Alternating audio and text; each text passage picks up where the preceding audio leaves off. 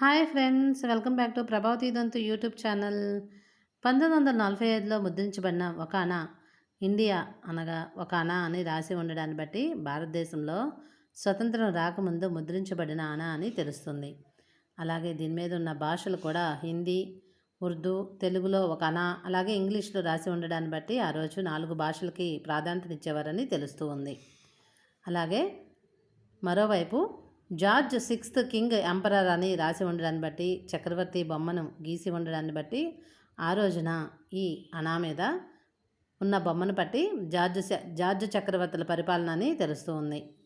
అలాగే ఒక అణాకి మీకు ఎన్ని పైసలో తెలిస్తే నా కామెంట్ బాక్స్లో కామెంట్ చేయండి. నాకు తెలిసినంత వరకు ఒక అణాకి 6 పైసలని పెద్దవాళ్ళని అడగగా చెప్పారు. అనగా పావలాకి 4 అణాలుగా ఉండేది, రూపాయికి 16 అణాలుగా ఉండేవి.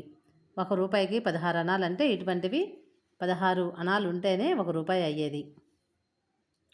అలాగే ఇది 2 అణాస్గా ఇంగ్లీష్లో రాసి ఉండడాన్ని బట్టి ఇది 2 అణాలు.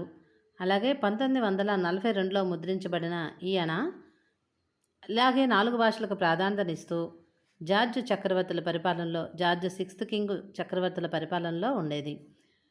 ఈ 2 అణాలు అనగా రూపాయికి 8 2 అణాలుగా ఉండేవి. ఆ రోజుల్లో ఇవి ఇత్తడి బిళ్ళలుగా ముద్రించబడి అమల్లో ఉండేవని ఈ ఇత్తడి బిళ్ళలను చూస్తే అర్థమవుతుంది. ఇది ఒక్కొక్కటి తులం బరువుగా ఉండి ఆనాటి కాలంలో ఎంతో విలువ పొందినవిగా ఉన్నాయి. ఈ నాణేలు పెద్దవారికి ఎవరికైనా చూపిస్తే వాళ్ళ సంతోషం వెలకట్టలేనిది.